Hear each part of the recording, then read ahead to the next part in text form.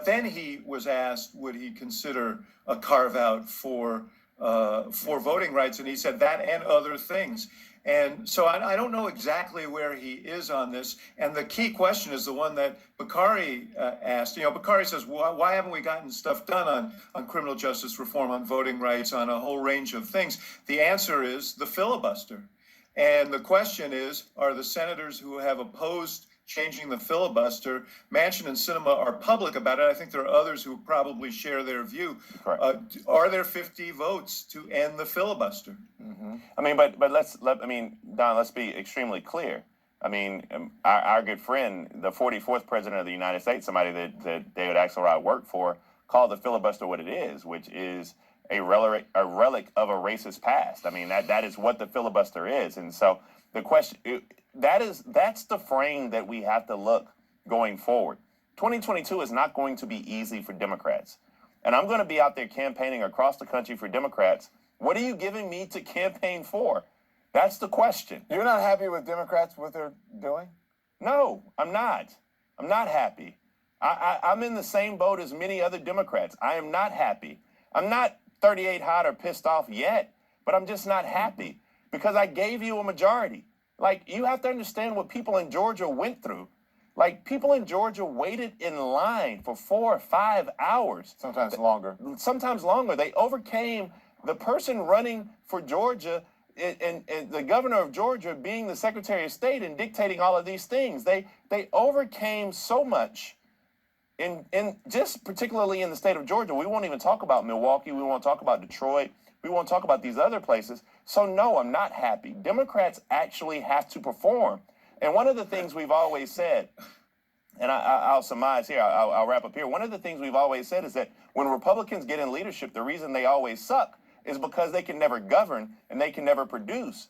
Now we're doing the same thing over and over again. Like, give me something.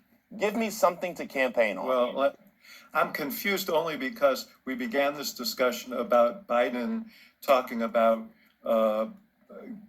coming close to having a deal on two of them, really large packages that we've seen in decades and decades and generations on both the social side and on infrastructure. That doesn't obviate the fact that on issues like voting rights, which are fundamental to democracy and criminal justice reform and other, that progress has been slow because of the filibuster. I'm sure Biden would like to make progress on those things, but I will say this. I suspect that, yes, people stood in line in Georgia to elect those senators, and they want them to vote for those things.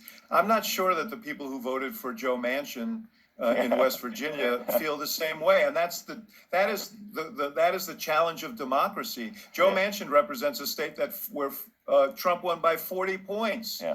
And so, that makes it a little bit of a different conversation for him. I'm not defending him. I don't think that you should take a partisan stance on democracy. Democracy should be something that's beyond party. And there are things that are happening in this country today that are going right to the heart of democracy. And I do think that Congress and the Senate should act, and I think Manchin should act, and Sinema should act, and they should all stand as one on this. But Bakari is a very smart politician, and he understands, I'm sure, that Manchin has a different set of political imperatives than someone from another kind of state. President Manchin?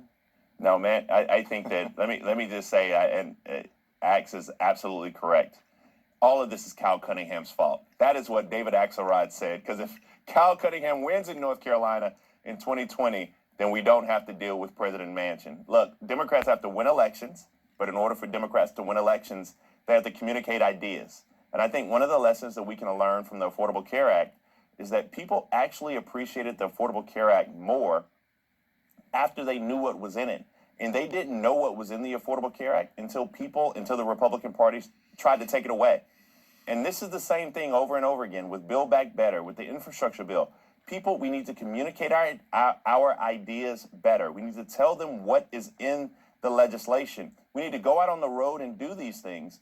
And then we need to actually show up when elections matter. But right now, my only point is, Democrats have to do a better job in leadership of giving us something to vote for. I've been ringing that alarm for a long time. If people want to listen to it, that's fine. If they don't want to invite me to the White House Christmas party, that's fine as well.